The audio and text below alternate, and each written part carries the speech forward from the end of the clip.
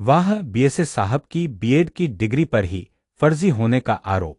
जब नौनिहालों को मिलने वाली शिक्षा के अगुवा पर ही फर्जी डिग्री की बदौलत नौकरी हथियाने का आरोप लग रहा हो तो भला ऐसे साहब से आप बच्चों को मिलने वाली तालीम व गुणवत्ता पर कितना भरोसा कर सकते हैं।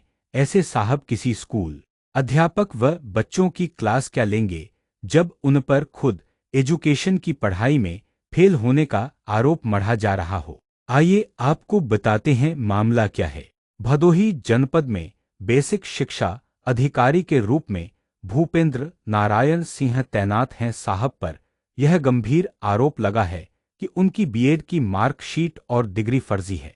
आरोप है कि साहब उसी फर्जी डिग्री की बदौलत सरकारी नौकरी हथिया कर वर्षों से साहब बने हैं और सरकार से मोटी रकम तो हासिल कर ही रहे हैं, साथ ही बीएसए का रौब भी बरकरार है।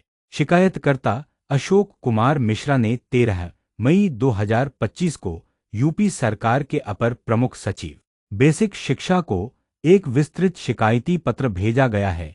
यूपी सरकार के अपर प्रमुख सचिव बेसिक शिक्षा को एक विस्तृत शिकायती पत्र भेजा गया है।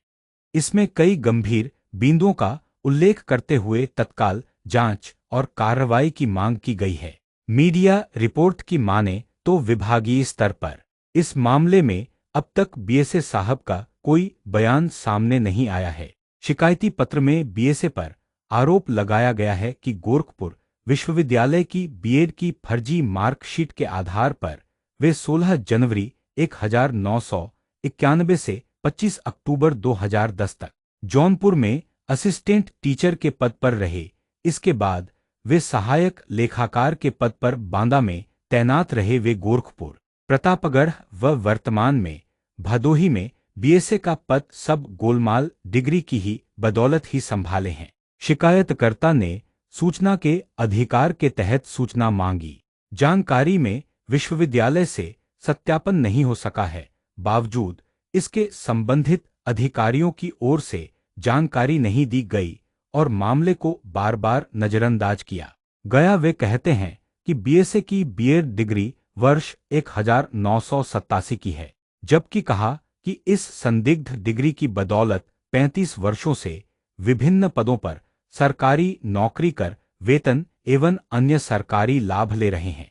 बीएसए की डिग्री फर्जी साबित हुई तो सरकार का करोड़ों रुपये का आर्थिक नुकसान होना तय है।